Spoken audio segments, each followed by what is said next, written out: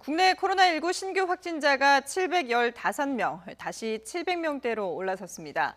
방역당국은 고령층에 대한 백신 1차 접종이 마무리되는 다음 달 말까지 최대한 유행 상황을 억제한다는 방침입니다. 7월엔 지금보다 완화된 거리두기 개편안을 적용할 것으로 보이는데 8명 모임까지도 가능할 수 있다는 전망도 나오고 있습니다. 자세한 내용 류재복 해설위원, 또 이형민 세브란스 병원 진단검사의학과 교수와 살펴보겠습니다. 안녕하십니까? 네. 자, 신규 확진자 수 다시 이제 700명대가 되면서 보름 만에 최대 확진자 수가 됐는데 네. 그동안에 이제 이번 주 후반이 중요하다 그러지 않았습니까? 오늘부터 이 확진자가 좀 다시 늘어나는 걸로 봐야 될까요? 어떻게 봐야 될까요? 네, 하루하루 숫자를 놓고 평가하기는 좀 어렵지만 네. 조금 전에 찾아보니까 지난 8일, 9일 이때 휴대전화 이동량이 수도권이 5%, 비수도권이 한 9% 정도 늘었더라고요. 네. 그러니까 지난달 후반부는 이 이동량이 좀 줄었었습니다. 그런데도 여전히 이제 지난해 말에 있었던 3차 대유행 수준에 근접했다가 이번 달 들어서 이동량이 꾸준히 늘고 있습니다. 그러니까 이동량은 그 확진자 숫자가 늘어나는데 영향을 미치는 그 지표로 지목이 되고 있지 네. 않습니까? 그렇기 때문에 여러 번 말씀드린 것처럼 이제 이 8, 9일, 그러니까 지난주 어린이날과 어버이날을 낀 이동량 증가가 어떤 식으로 영향을 미칠지, 또 그 영향의 폭이 얼마나 될지는 아직 모르겠지만 어쨌든 그 부분과 또 하나는 이제 대개 주중에 이 확진자 수 변동 추세를 보면 수요일, 목요일쯤부터 이제 오르기 시작해서 금, 토 일 정도까지 오르지 않습니까? 그렇죠. 이제 그런 것까지 반영한다면 상승세가 어느 정도 간다라고 보기는 지금 뭐 판단하기 좀 어려운 그런 단계입니다. 네, 그 추세를 좀 더 지켜봐야겠는데 임시 선별검사소 양성률도 좀 주의 깊게 봐야겠습니다. 수도권의 경우에는 150명이 확진됐거든요. 이거 어떻게 봐야 될까요? 예, 맞습니다. 이제 임시선별검사소에서 150명이 확진됐고 양성률은 이제 0.41% 정도 나왔습니다. 근데 이 정도의 양성률이면은 지금 저희가 이 임시선별검사소 양성률 중에서 가장 높았었던 지난해 12월 말이 0.6%였었거든요. 그거보다는 이제 일부 감소했지만 2월 달 정도에 보여줘서는 0.2%보다는 좀 증가한 정도가 되겠습니다. 그래서 이 임시선별검사소 데이터가 중요한 게 이게 100%는 아니지만 그래도 어느 정도는 지역사회 감염을 반영하는 지표이기도 하거든요. 그래서 이 임시선별검사소에서 양성자가 많이 나오면 나올수록 지역사회 안에 있는 숨어있는 감염자가 늘어난다는 소리이기 때문에 여기에 대해서는 좀 주의가 필요할 걸로 보입니다. 예. 자, 그런가 하면 지금 오늘부터는 60에서 64세 그리고 어린이집 교사 등에 대한 이제 백신 사전 접종 예약이 시작이 되는데 그동안에 했던 예약 방식과 똑같이 이루어지는 거죠? 네, 말씀드리자면은 그 온라인에 사전 예약 누리집이라는 거 있죠. 네. 그 방법이 있고요. 그 다음에 이제 콜센터가 있습니다. 근데 콜센터를 지방자치제 콜센터도 다 이쪽으로 연결을 시켜놨기 때문에 전화해서 예약하시는 방법이 있고요. 네. 그 다음에 이제 주민센터를 방문해서 하시는, 그러니까 연세 많으신 분들이 그런 방식을 좀 많이 쓰시고 일부 지방은 이장, 동장 이런 분들이 이제 돌아다니면서 공무원들이 직접 방문해서 이제 여쭙기도 합니다. 네. 그런 방식으로 하면 되는 것이고요. 그러니까 본인이 원하는 접종 일자나 장소를 선택할 수가 있습니다.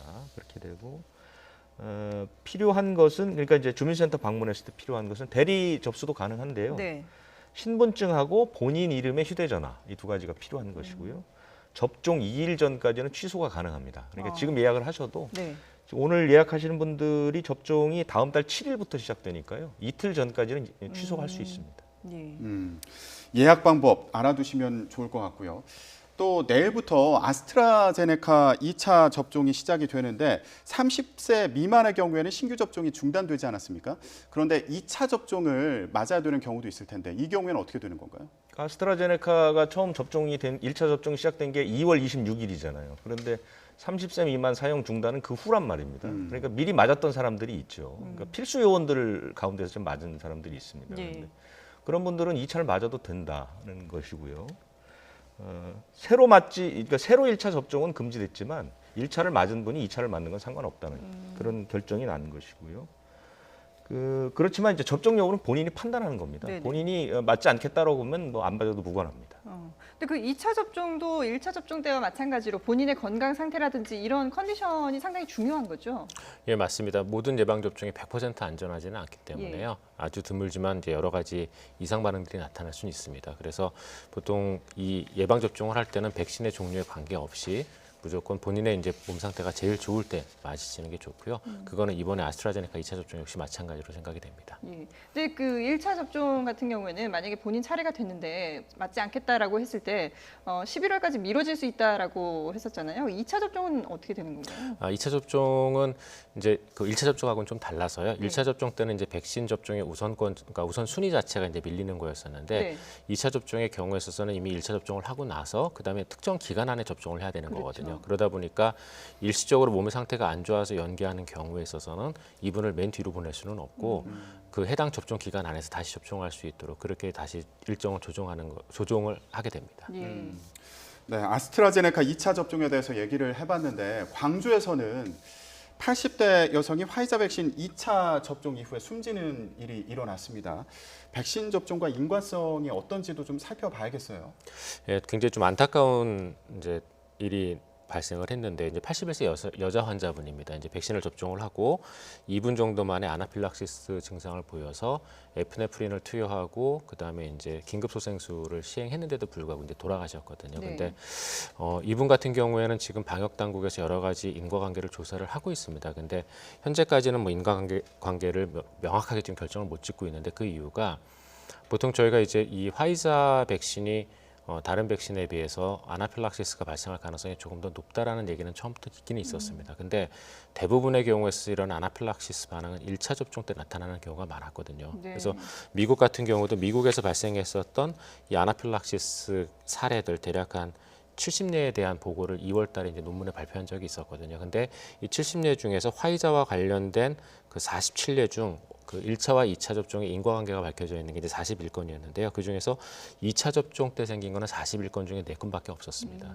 굉장히 2차 접종이랑 2차 접종 때 아나필락시스가 발생하는 경우는 그렇게 흔한 경우는 아니거든요. 그래서 지금 이분 같은 경우에 있어서는 이런 여러 가지 것들을 따져봤을 때 아마 부검을 통해서 명확한 사인을 밝혀야지만 그래야지만 이게 진짜 아나필락시스하고 연관이 돼 있는 건지 아닌지를 결정할 수 있을 걸로 보입니다.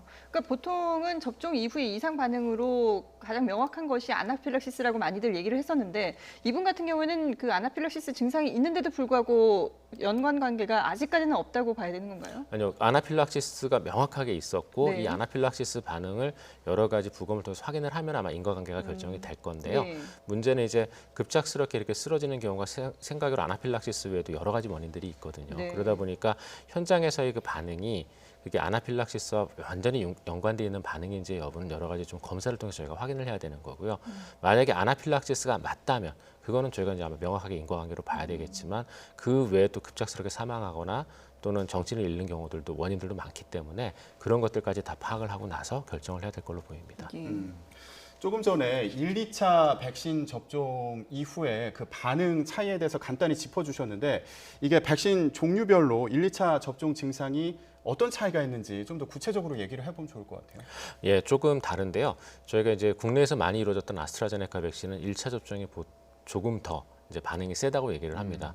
그래서 이제 영국에서 이 최근에 그 예방 접종을 했던 사람들 중에 화이자는 대략 한 70만 명, 그다음에 아스트라제네카 백신은 35만 명을 대상으로 자가 진단 앱을 통해서 이제 백신의 이상 반응을 보고를 받은 결과를 그 논문으로 발표를 했거든요. 근데 거기서 보시면은 아스트라제네카 백신 같은 경우에는 2차가 분명히 1차보다는 반응이 조금 덜합니다. 그러니까 좀 더 가볍게 지나가는 경우가 많은데 화이자 백신은 2차가 좀 더 셉니다.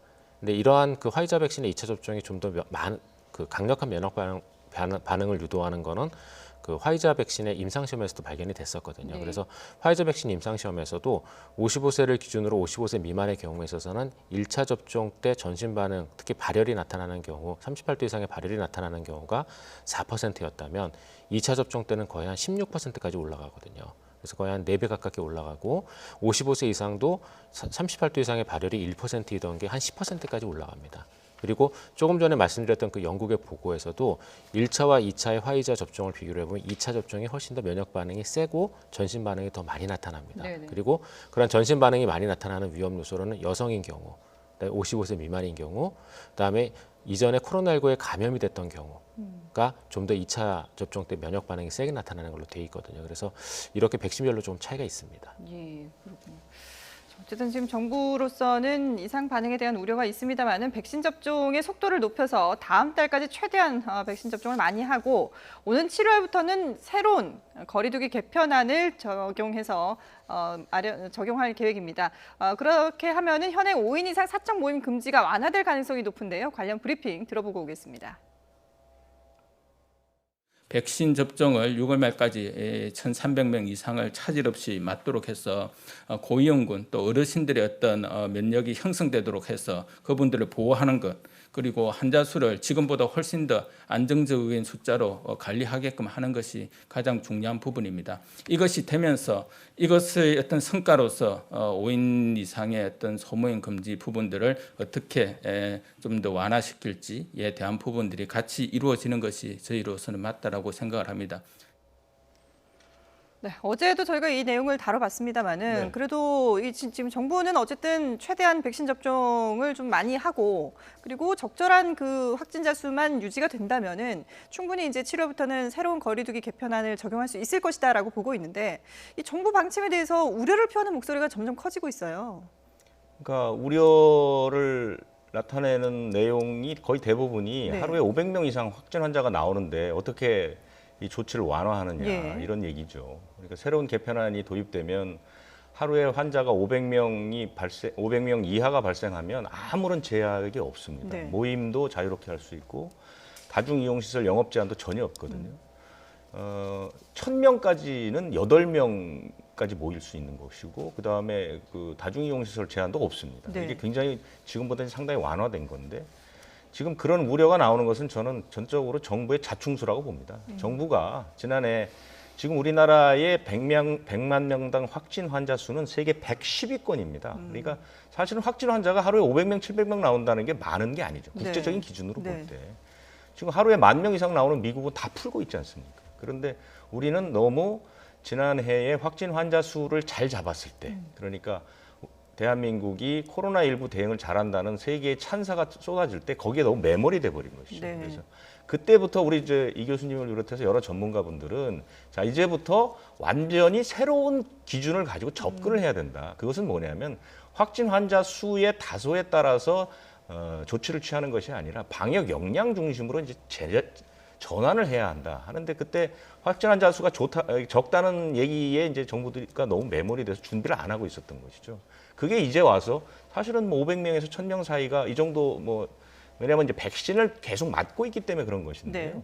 완화한다는 것이 이제 논리적으로 상당히 맞다고 보는데도 불구하고 국민들이 불안감을 못 감추는 것은 확진 환자 수와 1년 반 동안 확진 환자 수에 따라서 모든 조치가 이루어졌거든요. 예. 그렇기 때문에 이제 그런 그 우려의 목소리들이 나오는 것이죠. 그러니까 지금이라도 정부가 이 부분에 대해서는 조금 더 솔직하게 얘기할 필요가 있습니다. 그리고 국민들을 좀 설득하는 노력이 필요하지 않을까 이렇게 생각합니다.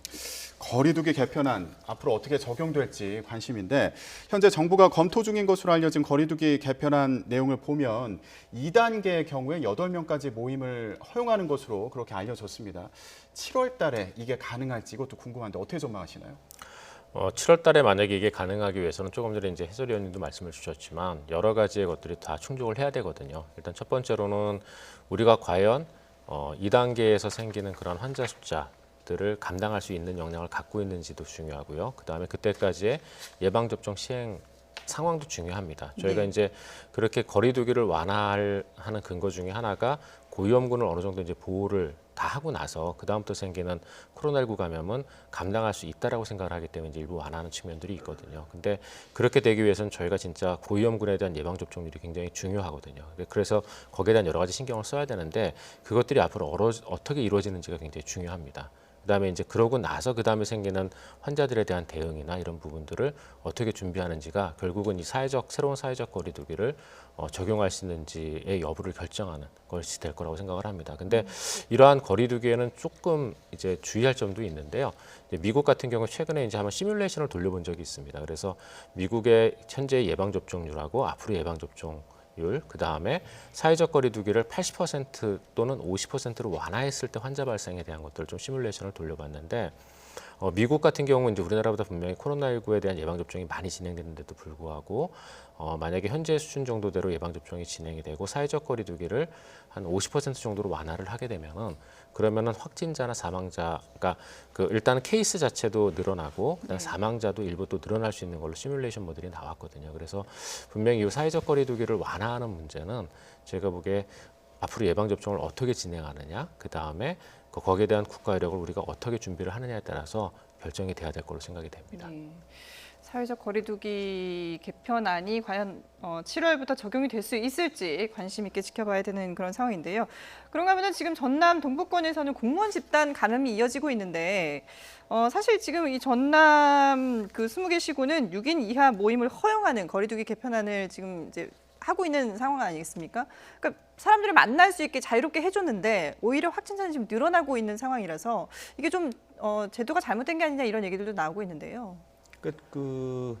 이게 바로 이제 거리두기 개편안을 시범적으로 적용하는 네네, 일인데요. 그렇죠. 경상북도 지역은 12개 시군에서 했는데 효과가 좋았습니다. 예. 그래서 계속 연장이 되고 있고 전남은 공교롭게도 그 조치가 취해진 전후해서 그 여수 쪽하고 그다음에 이제 고흥 쪽에 확진 환자가 많았는데 지금 그 상당히 심각합니다. 지금 그 이달 들어서 전라남도에서 발생한 환자가 9개 시군에 걸쳐서 139명이고요. 전라남도가 코로나19 사태가 터진 뒤 지금까지 발생했던 전체 확진 환자의 11%가 열흘 만에 나왔습니다. 이게 굉장히 전체적으로 심각한 것이고 네네. 또 하나 더 심각한 것은 단일 시군의 범위 안에서만 확진이 일어나는 게 아니라 다른 곳으로의 전파가 굉장히 활발하게 이루어지고 있다는 그런 면이죠. 예를 들자면 어제 발생만 봐도 광양시에서 감염자가 나왔는데 이 감염자의 시작은 순천입니다. 그러니까 순천에서 시작한 것이 N차 감염을 일으켜서 광양에서 확진 환자가 나온 거고 곡성구는 광주시에서 접촉한 사람이 확진이 됐고 구례구는 순천의 확진자와 접촉한 사람이 감염이 됐다는 것이죠. 그러니까 시군의 경계를 완전히 넘나들면서 이제 폭넓게 감염이 이루어지고 있기 때문에 전라남도는 이번 주의 상황을 봐서는 결단을 내릴 필요가 있다. 네. 지금 이 개편안 적용은 더 이상 하기 어려울 것 같습니다. 좀 강하게 그 조치를 좀 강화할 필요가 있다 이렇게 보입니다. 네, 거리두기 개편안 완화 방안과 관련한 여러 상황을 좀 짚어봤는데요. 학생들 등교 여부도 관심입니다. 교육부에서는 올 2학기부터 유치원, 초중고등학교 모두 등교 수업을 하기로 했는데 이것도 선행 조건이 있지 않을까 싶어요. 어떻습니까? 그러니까 그 7월부터 새로운 개편안이 적용되게 되면 그 교육 쪽은 어떻게 되냐면 1단계에서는 전면 등교가 가능한 것이고요. 예. 2단계가 되면 그러니까 전국적으로 하루에 1,000명 미만, 500명에서 1,000명 정도 확진 환자가 나오는 상황이 되면 3분의 2를 준수하는 것으로 되어 있습니다. 그다음에 초등학교 3학년에서 6학년은 4분의 3 이 정도가 되고 이제 3단계가 넘어가게 되면 이제 3분의 1로 가게 되죠. 그러니까 이것도 상당히 완화된 것이고 교육부가 어저께 발표한 내용은 아마도 7월부터 새로운 그 개편안이 적용되는 것을 전제하고 네. 그다음에 확진 환자 수가 500명 이하로 떨어지는 1단계를 전제하고 9월쯤이면 가능하다고 보는 것 같습니다. 왜냐하면 7월부터 지금 상황으로 그대로 가더라도 7월에는 이제 그 2단계가 적용되는 것인데 네. 9월쯤 되면 아마 그 백신 접종자도 훨씬 많을 것이고 그렇기 때문에 아마 그 교육부의 2학기 전면 등교는 새로운 개편안의 1단계를 전제해서 아마 지금 얘기를 한 것 같고요. 그 다음에 지금 그 반가운 소식은 미국에서 12살에서 15살, 그러니까 이제 우리로 치면은 이제 중학생 이상쯤 되나요? 초등학교 고학년쯤 되나요? 네. 이 어린아이들의 접종이 이제 곧 시작될 거거든요. 그러면 우리도 방역당국에서 이미 밝힌 것처럼 그 사례를 준용해서 긍정적으로 검토하겠다고 나왔기 때문에 아마 백신의 물량이 예정대로 들어온다면 2학기가 아니라 7월, 그러니까 3분기쯤부터는 학생들 접종도 시작될 것으로 보이거든요. 예. 그렇게 되면 아마 2학기 때 대면 수업을 전면적으로 하는 것 자체는 큰 문제는 없을 것으로 보인다. 지금의 흐름으로 봐서는 예. 이렇게 예상이 됩니다. 그렇군요.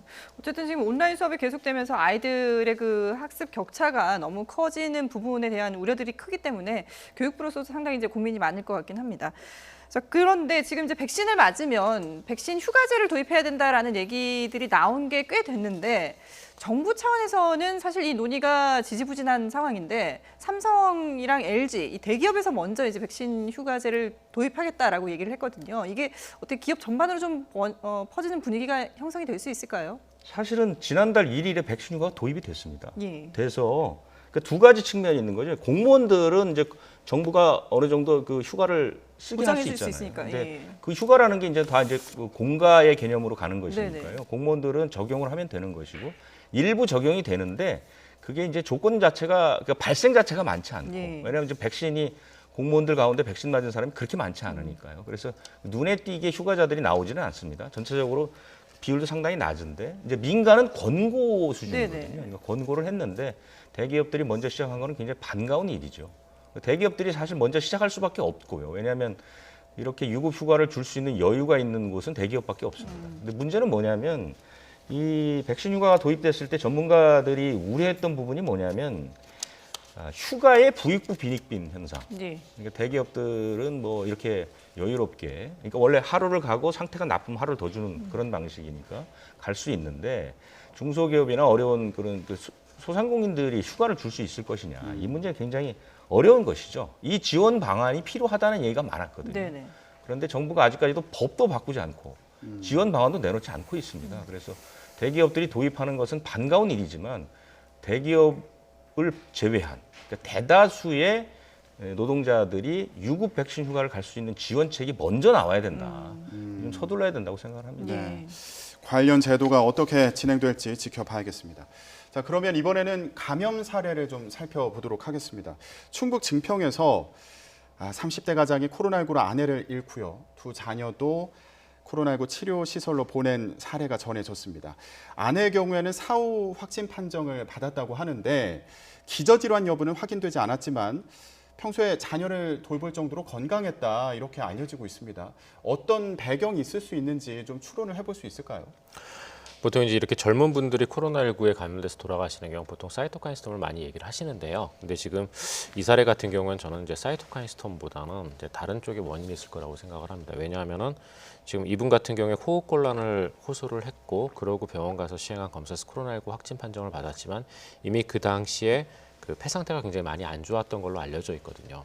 그리고 또 한 가지는 지금 이분의 남편이 지금 미결정으로 네. 났습니다. 판정이. 근데 이 미결정이라는 거는 어떤 때 그 판정이 나오냐 하면은 코로나19의 검사에 관련된 여러 가지 이제 유전자들을 봤을 때 그 중에 이제 일부가 나오는 경우에 보통 저희가 미결정 판정을 내거든요. 근데 이런 경우 이런 미결정인 경우에는 보통 이제 어떤 때 많이 나오냐 하면은 코로나19 감염 후반부에 나아가는 경우에 많이 나옵니다.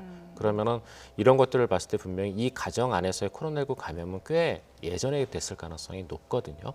그래서 그리고 또 증평이 어떤 곳이냐면 증평이 3월 말부터 4월 초 중순 정도까지 집단 감염이 있었던 지역입니다. 네네. 거기에서 이제 교회 그리고 외국인 노동자 위주로 집단 감염이 있어서 2단계까지 올라갔었던 곳이거든요. 그래서 이미 지역사회 안에서 감염이 꽤 있었던 곳에서 아마 본인도 모르게 가정 내 코로나19 감염이 들어왔고 그 상태에서 이 엄마의 경우에 있어서는 본인도 인지하지 못한 상황에서 코로나19 감염이 굉장히 많이 진행된 상태에서 아마 호흡기 기전이 많이 안 좋아졌을 걸로 생각이 됩니다.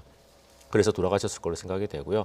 저희가 사실 이제는 많이 익숙해졌다고 생각을 하지만 작년에 초반까지만 하더라도 중국에서 젊은 사람이 갑자기 길을 가다 픽픽 쓰러지는 네네. 동영상들이 꽤 있었거든요. 그리고 우리나라도 작년 9월 달에 그 서울 도심 집회와 관련돼 있던 고령층의 그 환자분들이 그냥 일상생활하다 갑자기 돌아가시는 경우들도 꽤 있었고 나중에 이제 사후에 코로나19 감염이라고 판정받은 경우들이 있었습니다. 그래서 이 코로나19라고 부르는 감염은 물론 이제 기저질환자나 고령자의 경우에 있어서 굉장히 큰 피해를 주기는 하지만 젊은 분들의 경우에 있어서도 이렇게 일부 사례에서는 진행이 되게 되면은 네.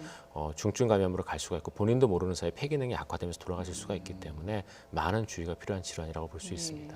이 가정 같은 경우에는 이렇게 코로나19 감염 사실을 빨리 인지하지 못했던 것이 어떻게 보면 좀 생계가 어려워서 하루하루 이제 좀 하루하루 일을 해서 그 가정을 꾸려나가는 그런 상황이었기 때문이 아닐까 이런 생각이 드는데 이 가정에는 지원이 될 수가 있는 거죠? 이 가정은 원래 이제 주거급여 대상입니다. 예. 왜냐하면 그 남편이 일용직 네네. 일을 하시기 때문에 사실은 수입이 굉장히 적어서 네. 그러니까 져서도 긴급 구호도 가능하고요. 지금 아마 그 지자체에서 검토하고 있는 것은 아마 저소득층 긴급 구호가 필요할 겁니다. 왜냐하면 지금 그 두 아이가 2살, 4살짜리 아이가 지금 그 확진 판정을 받았거든요. 네. 그러면 그 아이들 치료를 하기 위해서는 이제 누군가 보호자가 옆에 있어줘야 되니까 그렇죠. 아버지도 같이 이제 치료시설에 들어가 있는 상황이거든요. 예. 그렇게 되면 수입을 거둘 수가 없으니까 긴급 구호 대상이 돼서 아마 1차적으로 지원을 해야 될 것이고, 또 하나가 이제 좀 안타까운 것은 이분이 이제 사후에 판정을 받았기 때문에 네. 코로나19로 사망하면 화장이 우선입니다. 그래서 그렇죠. 이제 부검을 할 수가 없고 이 사태는 그냥 바로 종결이 돼버리는 것이거든요. 그렇기 때문에 이제 원인 추적이나 이런 것들을 통해서 어떤 지원할 수 있는 길을 좀 찾아볼 수 있지 않을까 했는데 그것도 좀 어려운 상황이고, 그래서 아마 그냥 일반적인 긴급 구호 정도는 가능할 것으로 보입니다. 알겠습니다. 감염 사례 저희가 얘기를 해봤는데요. 이번에는 백신을 접종을 했는데 확진 판정을 받은 사례에 대해서 얘기를 해보겠습니다. 미국의 프로야구단 뉴욕 양키스에서 코치 등 3명이 확진이 됐는데 3명 모두 백신 접종을 마쳤다는 거예요. 예, 이건 어떻게 봐야 되나요? 예, 이제 일종의 돌파 감염 형태인데요. 지금 뉴욕 양키스 같은 경우에는 지금 현재 확진자가 8명까지 늘어났습니다. 근데 이 뉴욕 양키스에서 접종한 백신은 존슨앤존슨사의 백신이고요.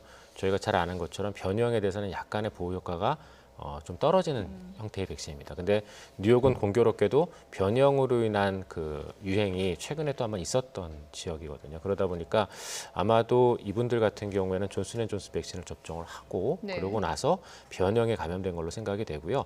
미국 내의 지금 변형의 상황은 외부에서 유입된 것도 있지만 미국 자체 내에서 생긴 변형들도 지금 꽤 있거든요. 그래서 미국에서 최근에 나온 논문에 보시면은 미국의 한 의료기관에서 백신 접종을 했더니 접종을 안 한 군은 35%가 감염됐는데 접종을 한 군에서도 한 절반 정도 해당되는 17%가 감염됐다는 보고가 있습니다. 물론 이 군 같은 경우에는 이제 중증으로 가는 사람은 월등히 적었다는 얘기는 있는데요.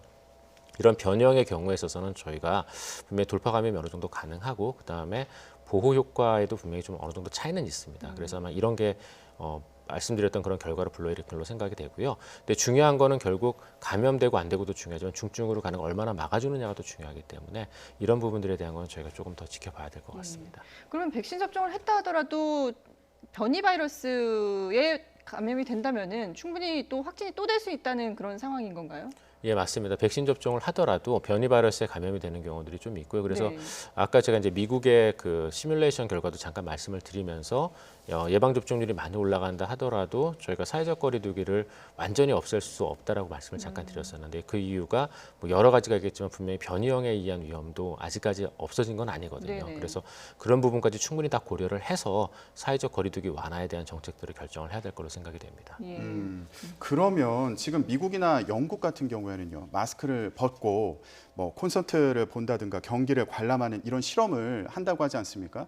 이런 것도 좀 영향이 있을 것 같은데 어떻게 봐야 될까요? 그 돌파 감염 아까 얘기하셨어요. 네. 제가 저한테 지금 질문이 많이 들어와서 제가 좀 말씀드리는 건 우리나라도 이 돌파 감염으로 의심되는 사례가 한 건 나왔죠. 그 창원에 있는 그 30대 남성인데 러시아에 가서 이제 네네. 몇 달 머무는 동안에 스푸트니크를 2번 맞고 들어왔는데 확진이 됐거든요. 근데 돌파 감염은 미국에서 지난달 말까지 돌파 감염이 9,245건이 보고가 됐습니다. 그러니까 결코 돌파 감염이라는 게 대단히 위험하거나 또는 아주 그 뭐 놀라운 사실은 아니다. 이걸 좀 아셔야. 왜냐하면 돌파 감염이 생겼다고 하니까 이제 그것이 또 백신의 네네. 불신으로 가서 그런 문제가 있는 것이고요.